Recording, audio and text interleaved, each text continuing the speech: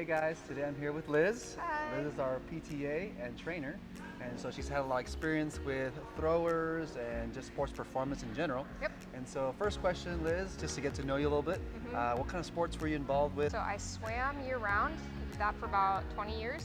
And then seasonal sports I did softball, soccer, and volleyball. Yeah, I play a little bit of rec softball and I try to swim here and there.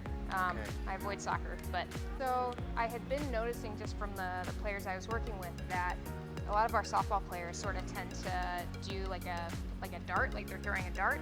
So they tend to throw more like pointing where they're going to throw with their elbow, whereas our baseball players tend to get their whole body into it more. They can use the rotation of their hips and their shoulders with their throw. And I'm noticing that, especially with our softball players, they're having a lot more kind of like anterior shoulder pain. They're taught to throw more with their hand over the ball. So it's always like, stay on top of the ball, stay on top of the ball.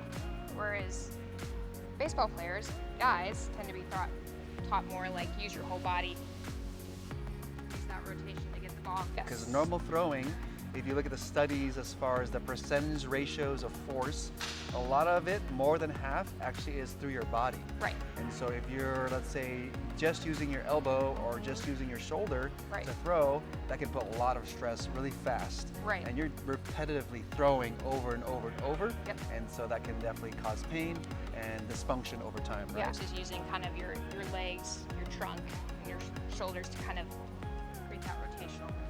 And so what would be some recommendations or I guess things that we actually do here? Especially with my softball players, I've been focusing a lot on scapular strengthening and even like building in sort of like throwing mechanics into the exercises. So, you know, almost like you're drawing back like drawing a bow, dissociation, like pelvic dissociation, and like getting their hips more into it.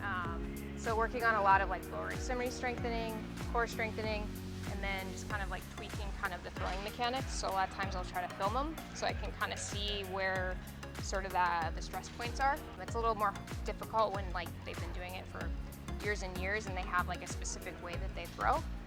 But if we can strengthen certain areas and try to take a little bit less stress off of that anterior shoulder, then that works out really well.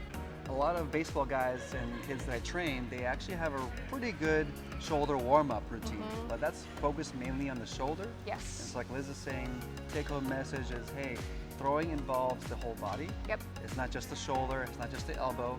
So focusing on the shoulder blade strength, focusing on the core strength and activation, and dissociating that movement pattern as well, and adding power on top of that, those are things definitely that we focus on.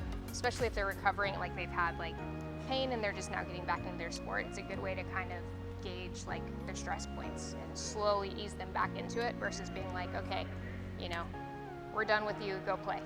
So then they're just gonna end up back here. Well, any throwers out there having problems, softball, baseball, even maybe volleyball, feel free to reach out to us. We start with an evaluation and work on a training program just specifically for you. All right, Thanks so much for listening. Take care. Bye.